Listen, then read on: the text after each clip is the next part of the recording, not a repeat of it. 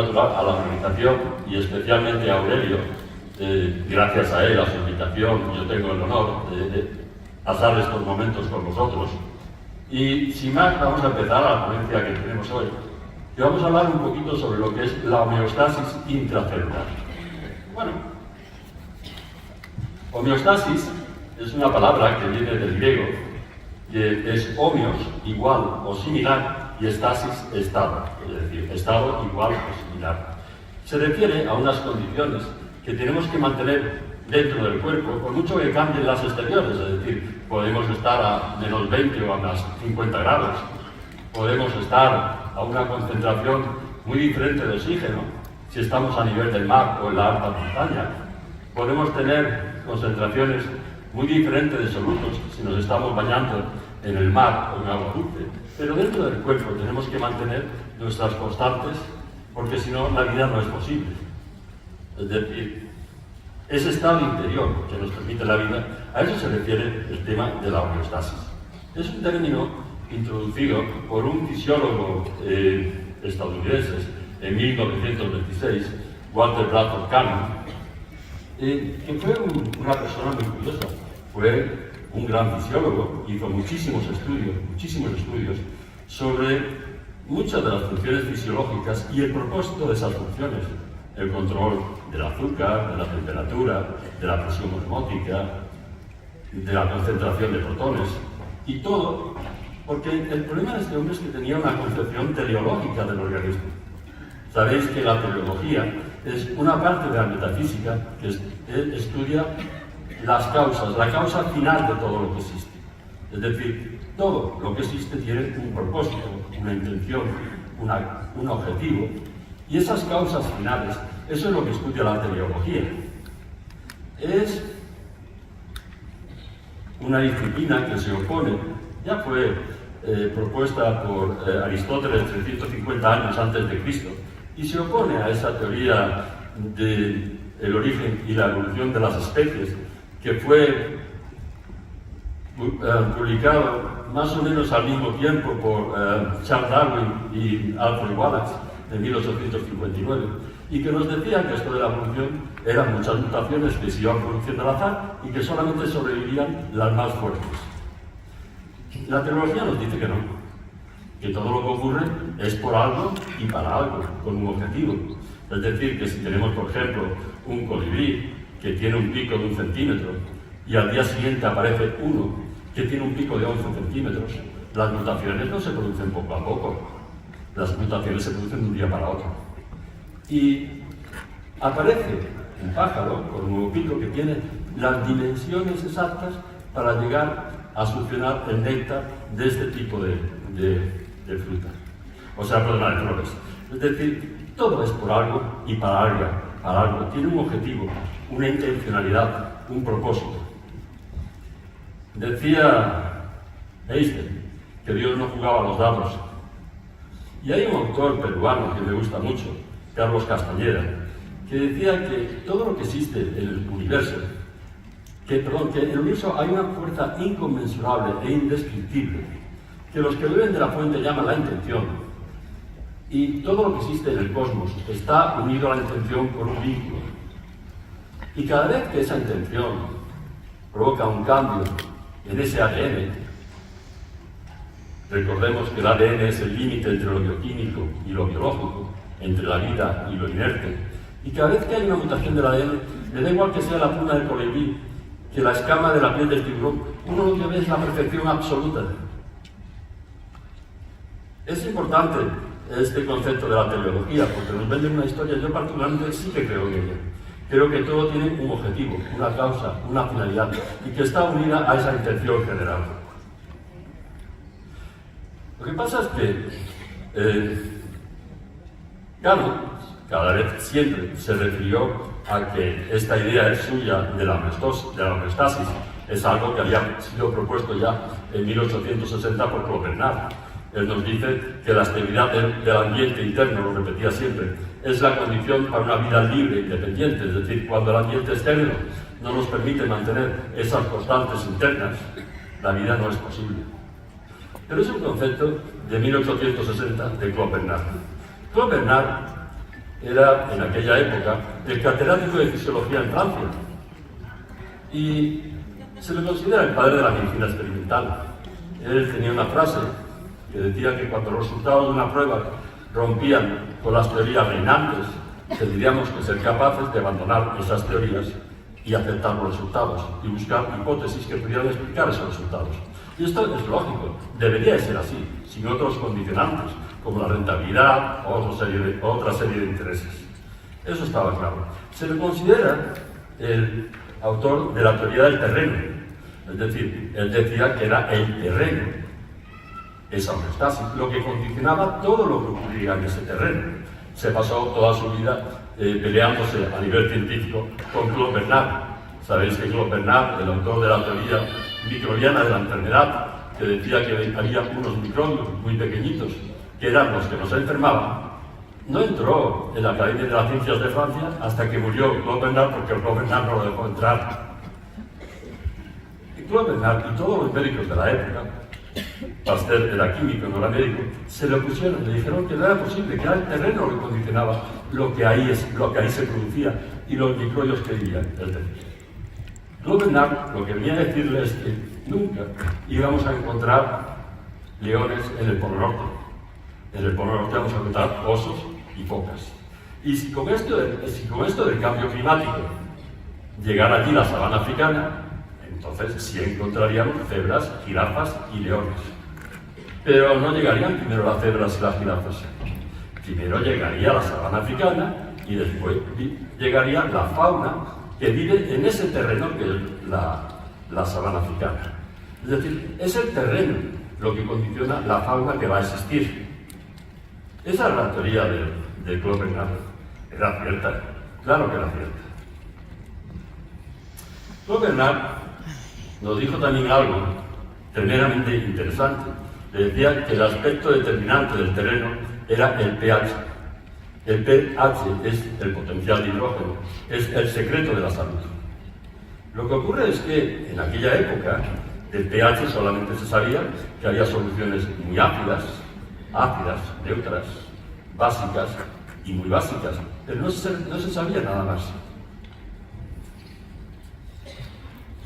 Otra persona contemporánea de estos dos monstruos, de Pasteur y Claude Bernard, fue Rudolf Virchow.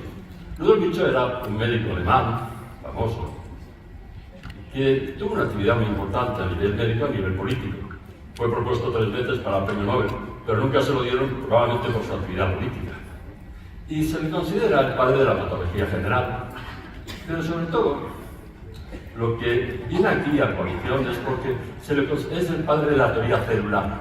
Él decía que todo esto estaba muy bien, pero que las enfermedades empezaban en las células y donde había que encontrar esa homeostasis, ese equilibrio interno y ese pH sería dentro de las células. Y es verdad, porque la célula es la unidad anatómica y funcional de los tejidos vivos y es donde se produce todo. Todo lo que existe en el cuerpo, dentro y fuera de las células, es producido en las células. Es decir, estamos compuestos por hidratos de carbono, por grasas y por proteínas. Los hidratos de carbono, bueno, cuando entran por los jugos gástricos y por la milasa pancreática, se transforma en glucosa y se absorbe como glucosa, que es una molécula energética.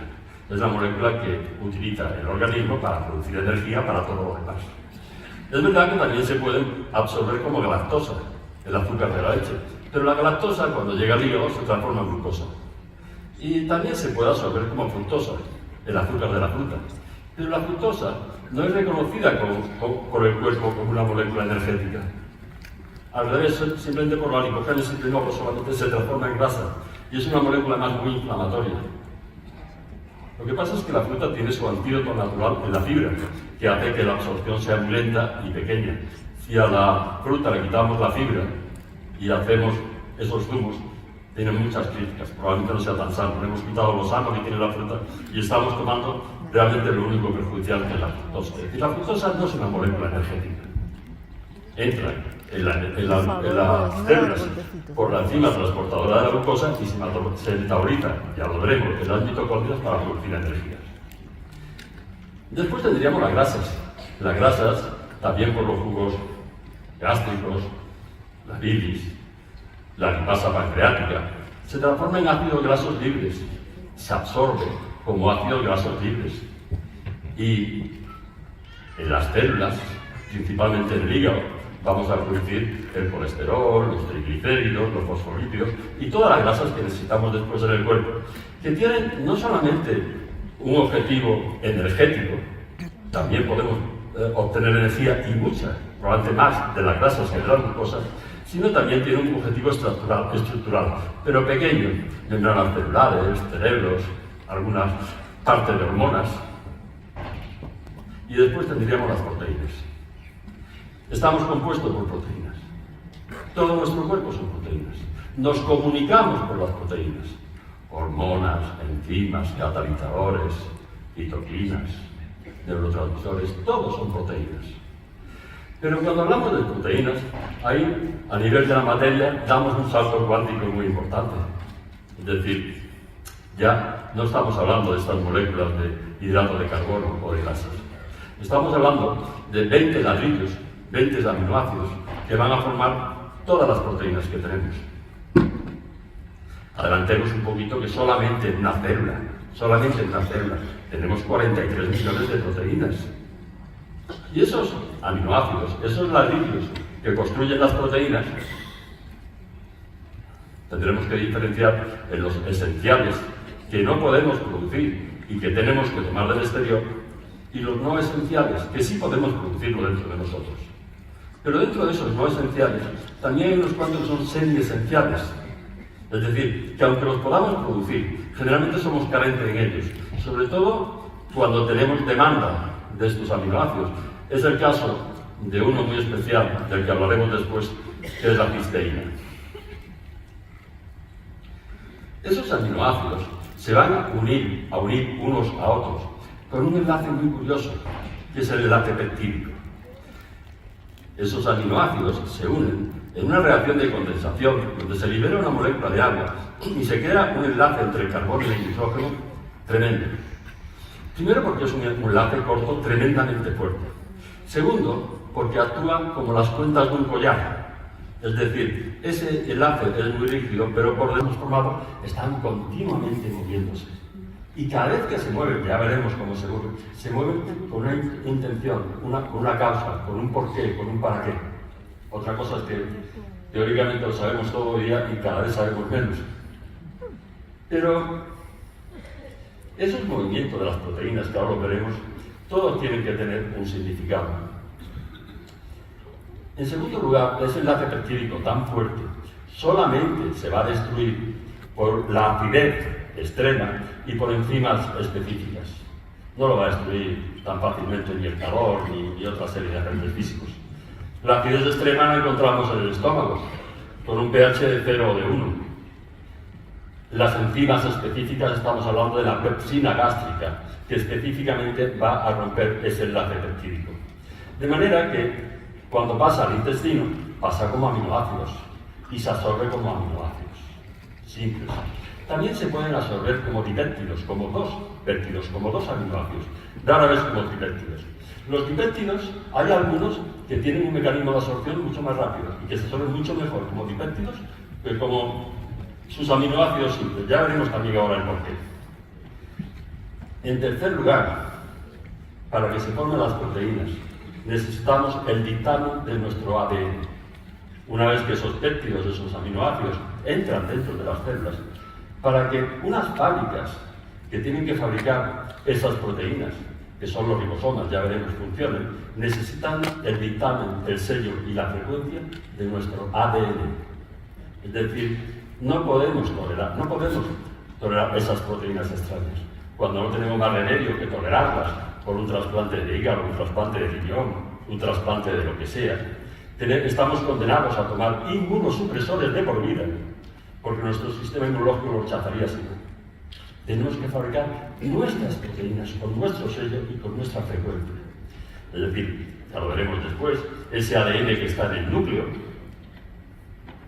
cuando está muy condensado, es decir, el ADN son 2 metros de longitud, que están en un nucleolo de 5 milésimas de micra, 6.400 millones de nucleótidos, Y una molécula que no podría haberse formado ni en billones de años de evolución. Y muchos creemos que es la molécula del creador, que tenemos dentro del núcleo de cada una de nuestras células. Cuando esa molécula se relaja, viene una molécula mucho más pequeñita, de 100 a 200 nucleótidos, el ADN son 6.400 millones de nucleótidos, que copia una parte del ADN, le da las instrucciones al ribosoma y el ribosoma crea esas proteínas. Dentro de cada célula tenemos 10 millones de ribosomas trabajando para crear esas proteínas. Pero necesitan el sello y la frecuencia de nuestro ADN. Las proteínas las hay muy pequeñitas, como la insulina de 51 aminoácidos. Las hay mucho mayores, como las pitinas musculares, que tienen 34.000 aminoácidos, pero todas están continuamente moviéndose, siempre con un objetivo, con una finalidad, con un corado. Pero ya os comento que llevaba razón Rudolf Virchow. Las enfermedades se producen en las células, y es la célula donde tenemos que buscar un poquito que exista esa homeostasis, ese equilibrio interno, para que todo se produzca como Dios manda. Y ese pH al que se refería Claude Bernard.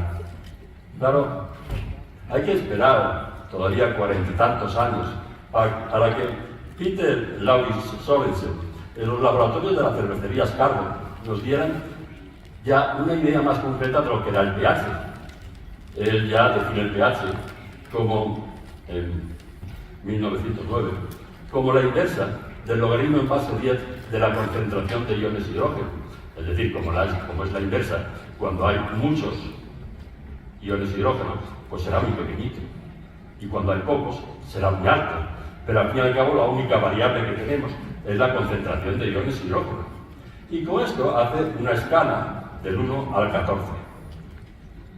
Y poco a poco se crean reactivos, papeles de tornazol, etcétera, etcétera, y se empieza a medir, pues, el pH que hay en la saliva, y en la orina, y en el jugo gástrico, y en las lágrimas, y en todas partes. Y llega un momento en que ya esto va evolucionando y se consigue medir el pH que hay dentro de las células. Y cuando miran ese pH que hay dentro de las células, se encuentran que el pH de dentro de la célula es 7,0. Y en ese pH de 7,0, todo funcionará como tiene que funcionar, como Dios manda. Qué interesante. Es decir, lo que quiero decir es que esta es una imagen que vemos con frecuencia en muchos de nuestros acuíferos, desgraciadamente con cada cierto tiempo. Esto es el Mar Menor, esa albufera que hay ahí en Murcia, ese brazo de mar aislado, pero lo estamos viendo continuamente en muchísimos ríos, muchísimos lagos, incluso en nuestras costas.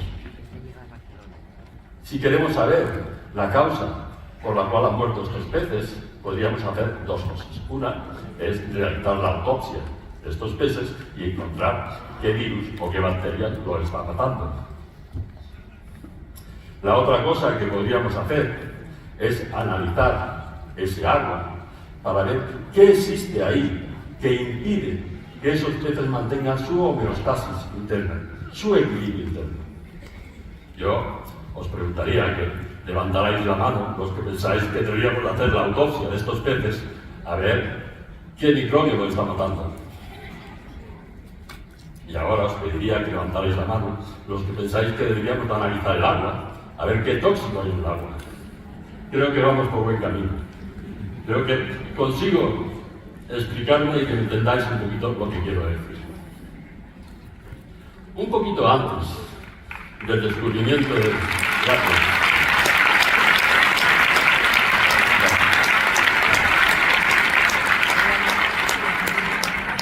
antes del descubrimiento del Sorensen, nace una persona en Argentina, una mujer que también iba a cambiar todo. Rebecca Hersman era la quinta de 7 hermanos, 5 mujeres y 2 varones. Y en aquella época, nace en Argentina, en una familia más o menos culta, acomodada. En aquella época, varias de las hermanas, de las 5 hermanas, hicieron carreras universitarias, lo cual no era normal. Esta chica hace farmacia y después se especializa en bioquímica. Y entra a trabajar en los laboratorios de Bernardo José, que era el único premio Nobel que había en Argentina en aquella época. Y ahí desarrolla una metodología para hallar el potasio en sangre, que tuvo mucha fama. Y con esto hizo su tesis doctoral. Gracias a ella, consigue una beca para seguir investigando en la Universidad de Rochester, en Nueva York. Y allí empieza a investigar un poquito sobre la concentración de gases en sangre, y también sobre las radiaciones ionizantes. Pero los aviadores, en aquella época, cada vez, en la década de los 50, volaban a más altura, a más altura, a más altura. Llega un momento en que ya tenían que respirar oxígeno. Y ya se encuentra que esta gente, cuando viajan por ahí arriba, tiene más enfermedades, envejecen antes, tienen una serie de problemas. Entonces se pone a investigar qué es lo que ocurre. Y en 1954 nos saca una idea que fue realmente rompedora. Nos saca un artículo de la revista Science que decía el envenenamiento por el oxígeno y la radiación X, un mecanismo en común. Y fue un artículo rompedor porque en aquella época se pensaba que era el oxígeno la fuente de la vida, lo que permitía la vida. No se consideraba que nos pudiera hacer daño. Ella nos dice que el oxígeno, igual que nos da la vida, también nos puede dar la enfermedad y el envejecimiento y la muerte. Y además tuvo una manera un poquito cruel de demostrarlo, es decir, en aquella época, la década de los 50, era muy normal la ceguera de los niños prematuros. Entonces ella demostró en modelos experimentales gobernables que el problema estaba en que las incubadoras tenían una concentración de oxígeno muy elevada. Entonces, cuando tenían esa concentración de oxígeno, no se formaban bien los vasos de la retina y aparecía la fibroplasia retrodental y los niños quedaban ciegos. Cuando en esas incubadoras, con los ratones, disminuyó la concentración de oxígeno, se solucionó el problema. Cuando en esas incubadoras, con los niños nuestros, le disminuyeron la concentración de oxígeno, dejó de producirse esa fibroplasia retrodental y esa ceguera de los niños prematuros. Ella empezaba su artículo diciendo el envenenamiento por el oxígeno y decía una consideración sobre varios informes diferentes nos han permitido plantear la hipótesis de que el envenenamiento por oxígeno y el daño por la radiación X tienen un mecanismo en común basado en la formación de radicales libres oxidantes. Era cierto. Y aunque al principio se despierta un rechazo muy importante a esta hipótesis, después se comprueba que era cierto. Y después se comprueba que siempre que enfermábamos, aumentaban los radicales libres. Y también se comprobaba, comprobó que con el envejecimiento aumentaban también los radicales libres. Y por eso cuando vamos cumpliendo años, tendríamos más a enfermar. Ya veremos por qué. En el 62 saca un artículo muy interesante del envejecimiento por insuficiencia de las defensas antioxidantes. Ya no es que creáramos más radicales libres, ya que es que el organismo creaba menos antioxidantes para neutralizar esos radicales libres. La verdad es que la prensa anglosajona intentó un poquito darle esto, porque fue la descubridora de los radicales libres. Y la propusieron para el premio Nobel en la década de los 80, pero ya la cogió un poquito mayor, un poquito enferma, no pudo ir a la entrevista previa y no se la dieron. El doctor Leonard Herman es un profesor de la Universidad de Nebraska que intentó la prensa anglosajona decir que era el padre de los radicales libres. No, el padre de los radicales libres es Rebecca Herman. Y después también se le...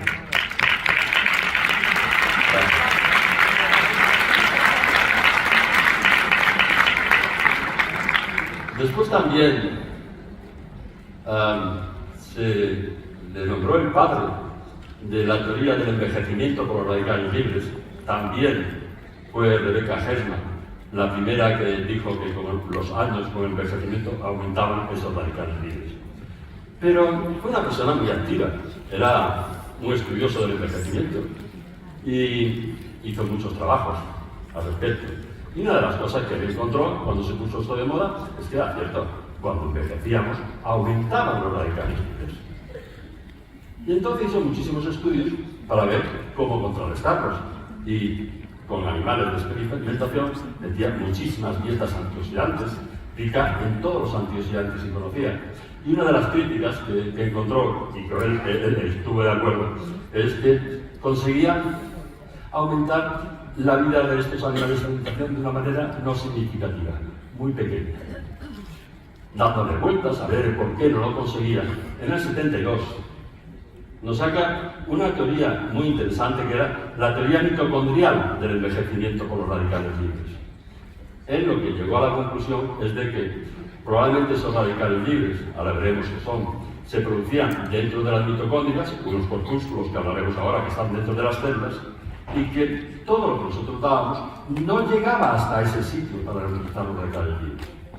La verdad es que en la década de los 90 se comprobó que sí que llevaba razón y que el 90% de los radicales libres que producíamos se producían dentro de las mitocondrias y todos los antioxidantes que dábamos no llegaban hasta ahí para poder funcionar.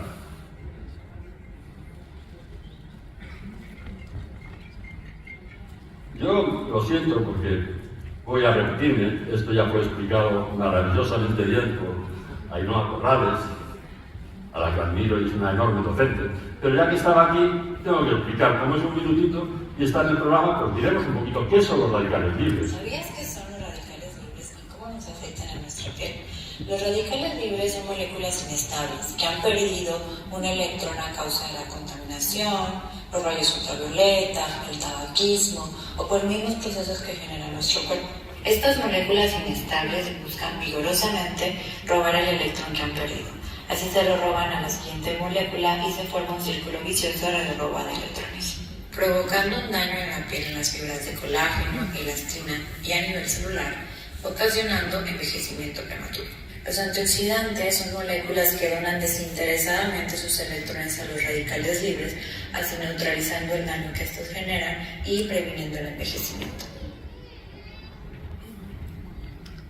Hace poco salía un programa en La Voz que nos hablaba un poquito de radicales libres. Esta es una fracción muy pequeña de ese programa. Todas las grandes enfermedades del siglo XX.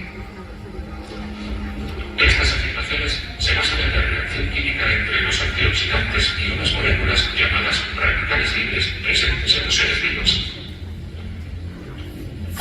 Los radicales libres son moléculas cristales que se encuentran en las células. Atacan a otras moléculas próximas en un intento de robar un electrón para recuperar su estabilidad. Cuando la molécula atacada pierde ese electrón, se convierte a su vez en un radical libre y se inicia así una reacción en cadena. Normalmente el organismo soporta perfectamente la presencia de los radicales libres, pero si hay demasiados, las células pueden resultar dañadas y las consecuencias devastadoras. El daño causado por los radicales libres está asociado a cosas inflamatorias, tales como enfermedades del corazón, el cáncer y la degeneración macular.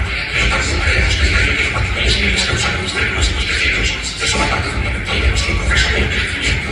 Envejecemos en parte por la acción de estos radicales libres. ¿Qué más se oye? Porque en mi ordenador se oía bien.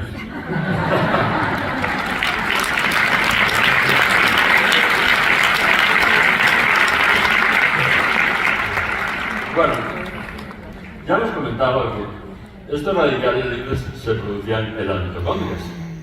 ¿Y qué son las mitocondrias? Son unos corpúsculos pequeñitos que hay dentro de cada célula. Tenemos de 1000 a 5000 mitocondrias dentro de cada célula. Y tienen algo muy curioso, y es un ADN diferente al nuestro. Hoy día se admite que son unas bacterias, unos proteus, que nos colonizaron hace 1500 millones de años y que gracias a ellos apareció la célula eucariota con núcleo, de la cual venimos todos, y que se encargan de producir la energía. Solamente tenemos una simbiosis con ellas maravillosa, solamente producen la energía, pero no vienen de nuestro ADN. Las mitocondrias que tenemos siempre las heredamos de la madre, ninguna del padre. Y tenemos unas cantidades de mitocondrias enormes. Aquí entra la glucosa y el oxígeno. Para metabolizar esa glucosa se produce la energía y se producen los radicales libres. Es decir, el 95% de ese oxígeno que utilizamos para metabolizar la glucosa se va a transformar en agua. pero hay un 5% que se va a transformar en radicales libres. Lo que ocurre es que las mitocondrias están compuestas por 1.300 proteínas. La mayoría de ellas todavía no sabemos por qué. Y en nuestro libro de texto nos la dibujan así. Esta es una imagen preciosa. Pero realmente, si la vemos a nivel energético, son estos hilitos azules que hay alrededor de esta célula del melanoma. Y estos hilitos azules son las 1.000 a 5.000 mitocondrias que tenemos dentro de cada célula. Y así nos la ponen en nuestro libro de texto, en 2D. Pero realmente son de esta forma. Se fusionan, se separan. Son proteínas. Están continuamente moviéndose. Y cada vez que se mueven para algo, es por algo y para algo. Lo sabemos, este tema de los movimientos. Porque no sabemos la mayoría de las funciones de esas 1.300 proteínas. Tenemos que ser un poquito conscientes de realmente que hay muchas cosas todavía que no sabemos. Bueno, ese metabolismo mitocondrial va a producir 200 kilos de ATP al día que vamos a gastar y 30.000 trillones de radicales libres al día. Y esos radicales libres, esas especies reactivas del oxígeno, eso es lo que realmente va a alterar la célula por dentro.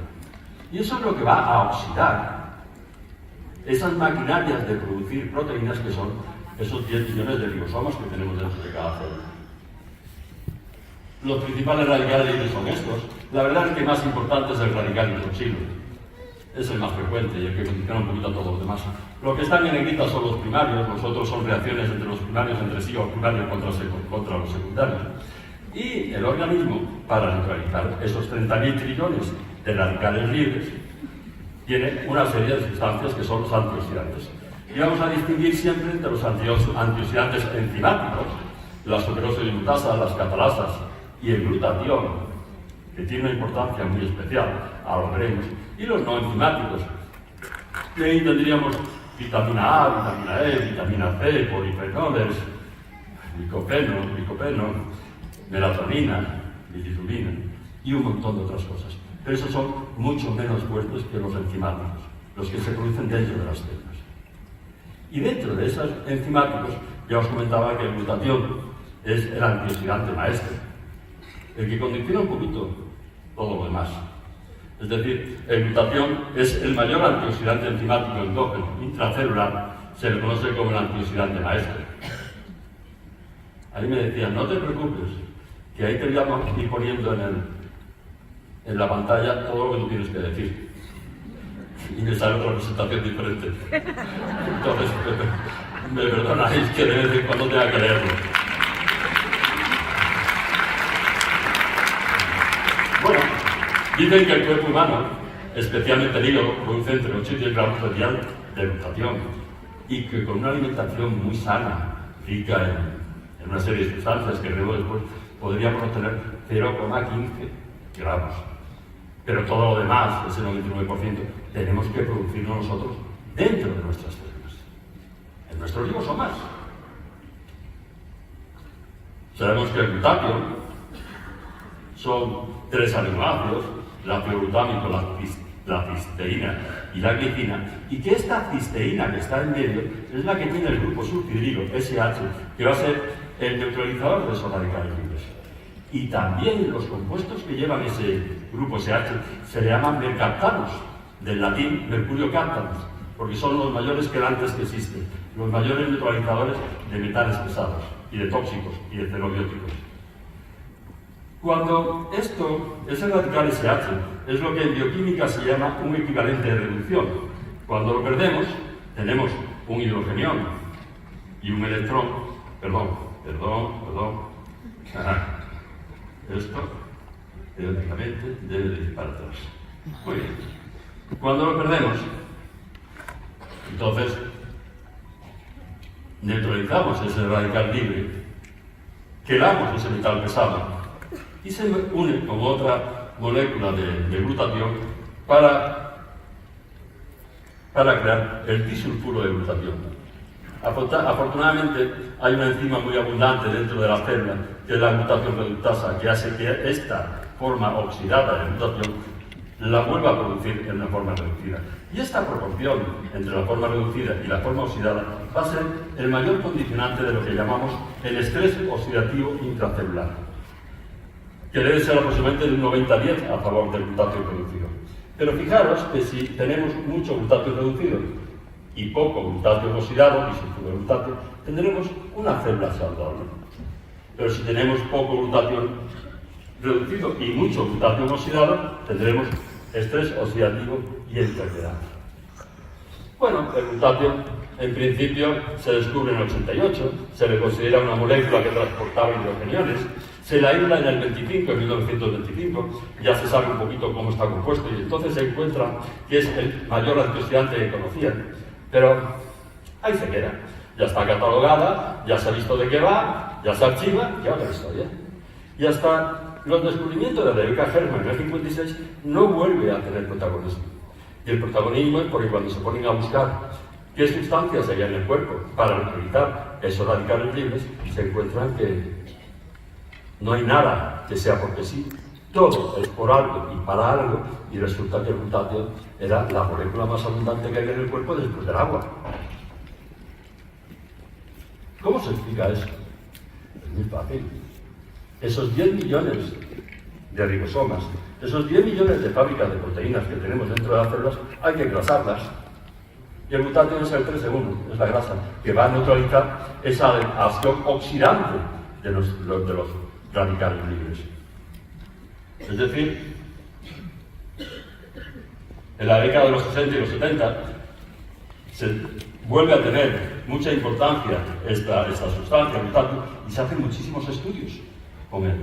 Lo primero que se hace es que si es una molécula tan importante, vamos a darle al cuerpo muchísimo glutatio.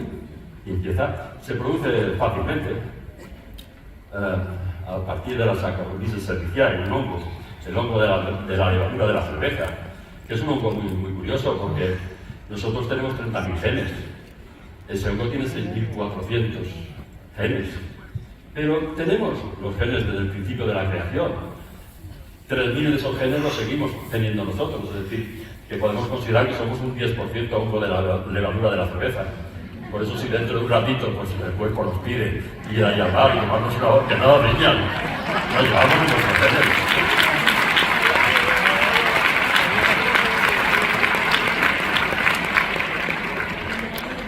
Pero claro, se comprobó que por mucho glutatio que diéramos, ese glutatio no llegaba a las células. Y el estrés oxidativo seguía exactamente igual. Teníamos muchos problemas. Era una proteína extraña. La destruíamos. Pero sobre todo, no atravesaba la membrana de las células, que tenemos que hablar ahora un poquito de ella.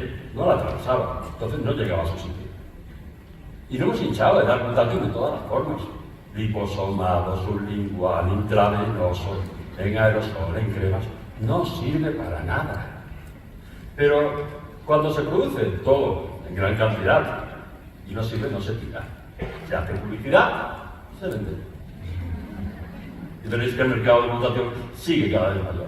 Bueno, cuando vieron que el glutatión no satisfacía esta restricción del estrés oxidativo, dijeron, bueno, pues si realmente esta molécula necesita cisteína, es un aminoácido condicionante, vamos a darle cisteína al cuerpo.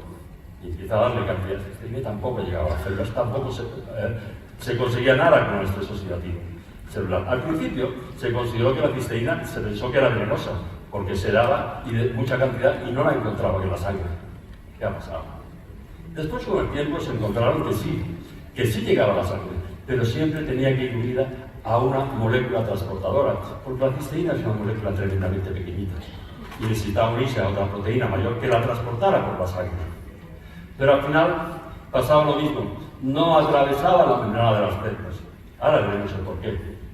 Es decir, la administración de dosis altas de cisteína tampoco consiguió aumentar significativamente el glutatio intracelular. ¿Y por qué? Veréis, esto es una célula. A la derecha tenemos el núcleo, ese sitio donde realmente tenemos 2 metros de ADN en un corpúsculo de 5 milésimas de micra, que además está a sus anchas. Esa doble hélice de Walter y Crick solamente se ve cuando la célula va a dividirse. cuando no se adopta forma de 3 hebras, 4 hebras, formas rarísimas, que no sabemos el por qué, pero es por algo. Tampoco ni los conocemos. Y de este ADN, de acá, salen las órdenes para que esos ribosomas, que son estas canicas pequeñitas, que están en el retículo endoplásmico, que es una red donde quedan almacenados los aminoácidos, entonces aquí le das la orden para que ellos empiecen a funcionar. Estas son las mitocondrias, y la glucomina en cada célula, donde se metaboliza la glucosa, unas bacterias que claro, hace 1500 millones de años, y esta es la membrana de las células.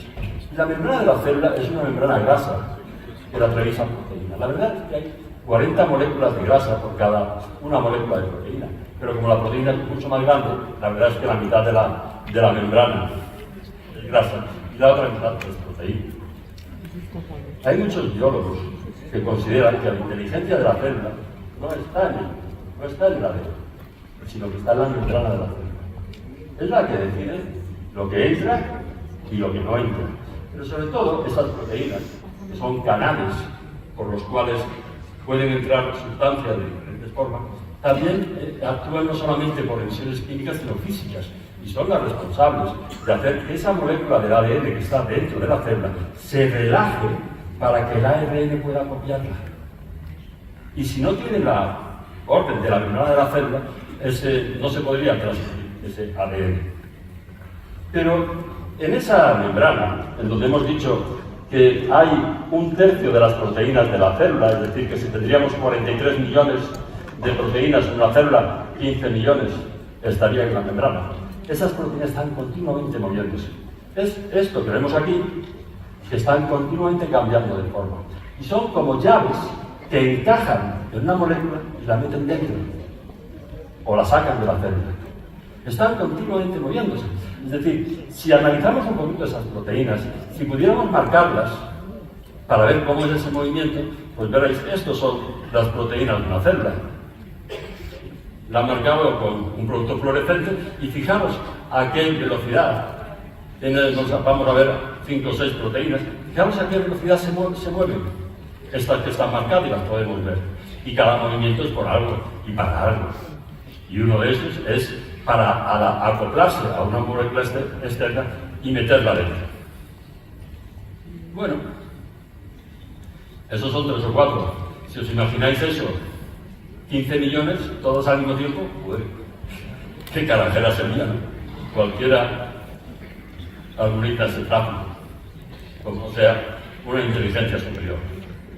Indudablemente, todos hablan de esa inteligencia superior. Todos. Nosotros hoy día, todo es genético. Si fuera todo genético no hubiéramos llegado hasta aquí. No podemos estar tan mal hechos. Es una molécula que... Pero bueno.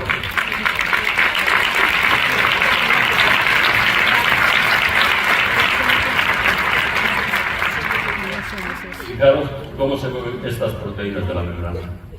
Bueno, el glutatión se produce en el interior de las células, en los ribosomas. En estas fábricas que hay aquí cerca del núcleo. En principio, la cisteína es el aminoácido limitante en la producción de glutatión, pero esa cisteína no la podemos meter como tal dentro de la célula. Ahora veremos cómo la podemos meter, porque así no, ni como glutatión ni como cisteína. En el citoplasma, dentro de la célula, su concentración es mayor sobre todo en los órganos de eliminación, 7,3 milimoles en el hígado, 4 en el riñón, 3 en el pulmón. Y son los órganos que primero van a responder a nuestros tratamientos. Pero no olvidemos que el cerebro pesa el 2% del cuerpo y consume el 20% del oxígeno. Es decir, es un sitio donde se producen muchos radicales libres y realmente también es un sitio muy sensible a esos radicales libres. A ver. Bueno, en las mitocondrias su concentración es mucho mayor, que quiere decir que hay un mecanismo para meterlo dentro de las mitocondrias, que es donde tienen que funcionar, donde tienen que actuar. Las células son impermeables al glutatión, por lo que dentro de la célula lo vamos a medir en milimoles, pero fuera en micromoles. La concentración exterior es miles de veces inferior al interior de la célula. Es aquí donde tienen que funcionar. Lo que pasa es que el glutatión no puede entrar dentro, pero sí puede sacarlo fuera, pero hay una serie de enzimas que lo destruyen en la membrana y recaptan la cisteína. Este es el mercado de glutatión. Vemos que va aumentando las cosas. Esto es la molécula de cistina. Es como se presenta la cisteína en la leche materna, como nos da la naturaleza. Dicen que come todo lo que tú quieras de lo que Dios ha puesto entre el cielo y la tierra para ti, pero como Dios lo ha puesto. Pero cuando terminamos la lactancia materna, pasteurizamos la leche. Hace 2 millones de años que el Homo erectus descubrió el fuego, calentamos los alimentos y destruimos esa cistina, que tiene una particularidad muy importante, que es ese puente disulfuro que hace que tenga una forma especial. Y para esta forma de cistina sí tenemos unas proteínas en la membrana de la célula que las cogen y la meten dentro.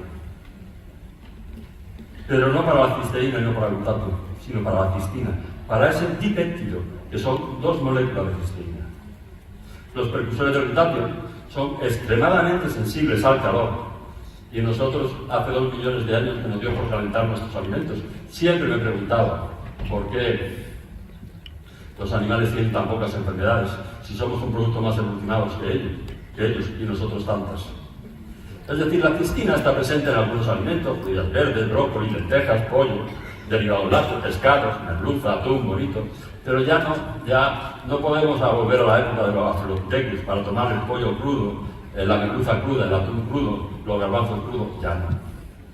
Entonces, si queremos seguir un poquito disfrutando de los placeres que nos da ahora mismo la vida y sobre todo la gastronomía,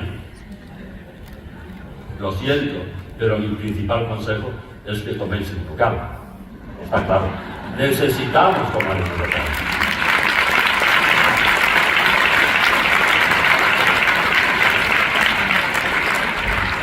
Fijaros que tenemos otro problema. En esa época de Pasteur y Lechamp, la verdad es que había un profesor, que yo lo vi mucho, Antoine Lechamp, era profesor de farmacología, que decía que los microbios nunca podrían atacar a los tejidos sanos y que los tejidos estaban sanos cuando recibían los nutrientes apropiados. Pero esos nutrientes, ¿quién se los lleva a las células? La sangre, la circulación, pero no los vasos grandes, sino los capilares, que son más pequeños que los cabellos. Y esos capilares, al principio de cada capilar, tienen unos esfínteres que son el esfínter precapilar. Ese esfínter puede estar muy cerrado y llevar muy poco alimentos a las células, o puede estar muy abierto y llevar mucho alimento a las células.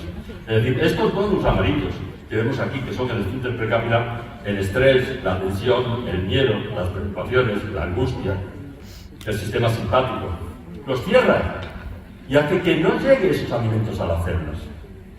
La relajación, el bienestar, el ser felices, el dominio parasimpático, hace que se relajen esos esfínteres y que nuestras células están bien definidas. Os voy a dar un consejo muy importante. Los nervios que controlan estos capilares son los mismos que controlan los túbulos secretorios de saliva en la boca. Y cuando tenéis la boca llena de saliva líquida, agradable como agua, esos esfínteres están relajados y vuestras células están nutriéndose bien. Sin embargo, cuando tenéis la boca seca, como el esparto, no llegan esos nutrientes a las células. ¿Os acordáis que cuando erais pequeños y el médico venía a vuestra casa, lo primero que hacía era pediros que sacáis la lengua? Solamente veía si estaba húmeda o estaba seca. Si estabais curando, pues la enfermedad iba a peor. Los bebés babean. Los niños chicos hacen pompitas con la saliva.